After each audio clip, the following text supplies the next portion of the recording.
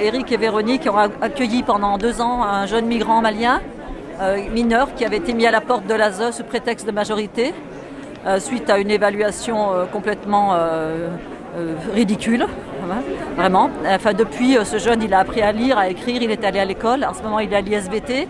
Il a un contrat d'apprentissage, c'est l'Institut des sciences et vie de la terre du Puy, pour avoir un CAP en agriculture. Et il a un contrat possible dans une ferme chez des agriculteurs, la famille Vigourou.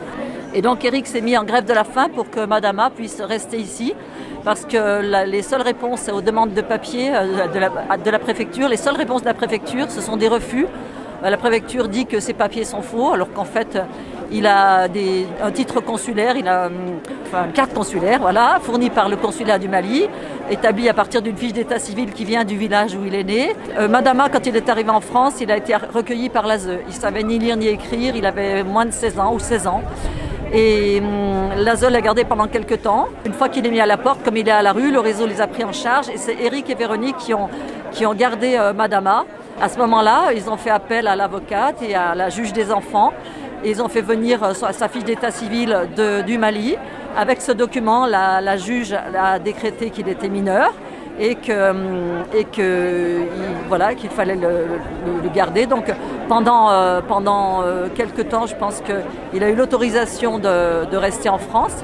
Et puis une fois qu'il a eu 18 ans et que Eric est allé à la préfecture demander des papiers pour Madama, c'est là que ça s'est corsé, que la préfecture dit que c'est des faux papiers et qu'en fait il serait même accusé de trouble à l'ordre public parce qu'il a fait des faux papiers, ça trouble l'ordre public, il paraît. Je suis enseignante et militante aussi, et je suis la famille d'accueil avec mon compagnon Eric. On est famille d'accueil de Madama. Alors au début, c'était parti pour être un hébergement pour dépanner. Il y avait 2 jeunes qui n'avaient pas de point de chute, qui n'avaient pas de logement. Et puis après, on voulait plus qu'ils partent. Des liens qui se tissent, des échanges. Qu'est-ce que ça veut dire d'être famille d'accueil? On offre un toit,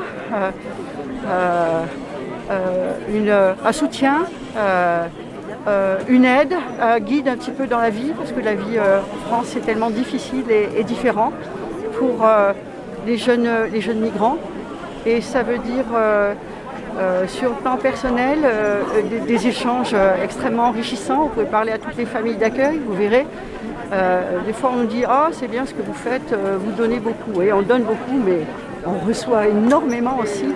On reçoit énormément, et tous les gens qui accueillent des migrants le savent. Alors pour nous, nous voulons que Madama trouve sa place ici. Et nous le soutenons pour faire des études, pour apprendre le français, pour apprendre un métier aussi. Tout ça est extrêmement bien parti. Il ne manque plus que des papiers qui sont refusés donc, par la préfecture depuis en ville. La situation aujourd'hui, c'est que Madama n'a toujours pas de papier, c'est-à-dire pas d'autorisation de travail et pas de titre de séjour. Donc impossible pour lui de commencer son apprentissage.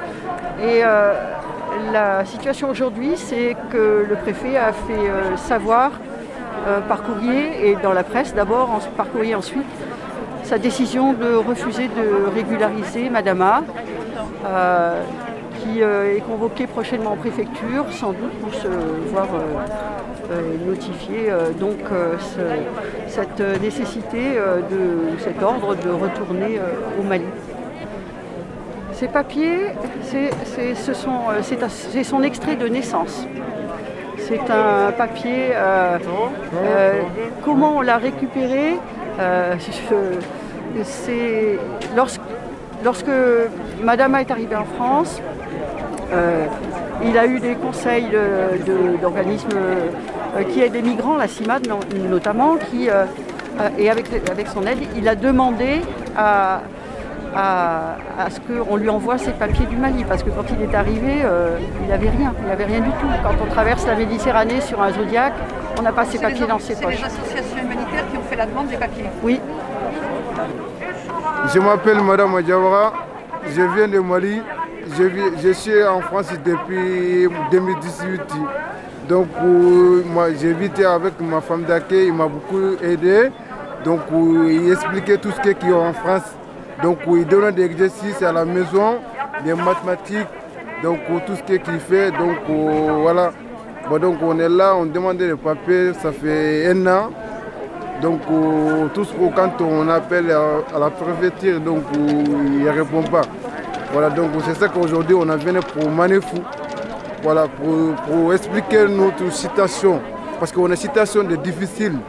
Pour avoir l'autorisation de travailler, il faut que ces personnes qui sont en situation irrégulière déposent une demande d'autorisation à la préfecture, qui transmet à la directe et qui attend l'avis de la directe. Et après, c'est le préfet qui a le pouvoir discrétionnaire d'accorder ou pas accorder. Donc actuellement, c'est vrai que c'est très difficile d'obtenir une régularisation par le travail. Alors qu'ils ont du travail. Alors qu'il y a du travail possible, ouais. Madama, il faut bien préciser qu'il a été reconnu par un juge comme mineur. Donc il a été confié à un couple. Ce couple l'a accompagné dans son adolescence. C'est des adolescents, c'est des enfants. Et maintenant qu'il est majeur, eh bien, l'État décide de manière complètement absurde et déraisonnable de l'expulser. Mais en fait, les gens qui vivent sur le même territoire que nous, qui partagent la vie sociale avec nous, ils participent aussi, au même titre que nous, à la vie économique. Parce qu'ils consomment, parce qu'ils travaillent, parce que voilà, et que de toute façon, en ce qui concerne les enfants, parce que les MNA, les mineurs non accompagnés, ce sont d'abord des enfants avant d'être des étrangers, ils vont à l'école, etc. Ils sont un investissement aussi pour tout le monde, pour la communauté.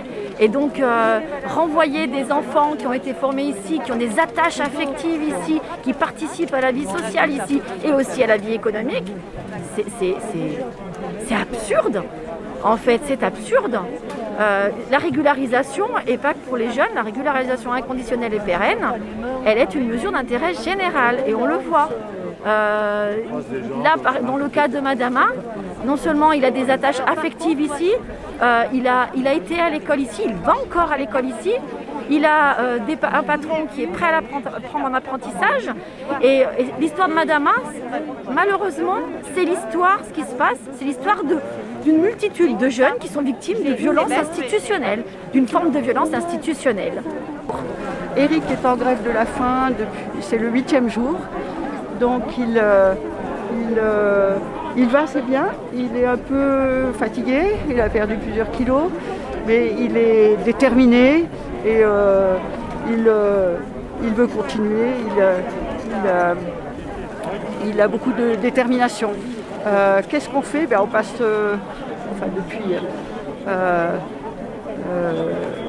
on passe beaucoup de temps à organiser cette lutte, à chercher des appuis, des contacts et à essayer de voir comment on peut au mieux aider Madama. Et notre idée, c'est d'aider Madama, bien sûr, mais derrière, il n'est pas le seul Madama dans ce cas. En Haute-Loire, ici, il y a beaucoup d'autres jeunes qui sont dans le même cas. En France, il y en a des milliers. Nous, notre lutte, c'est aussi pour penser à tout cela.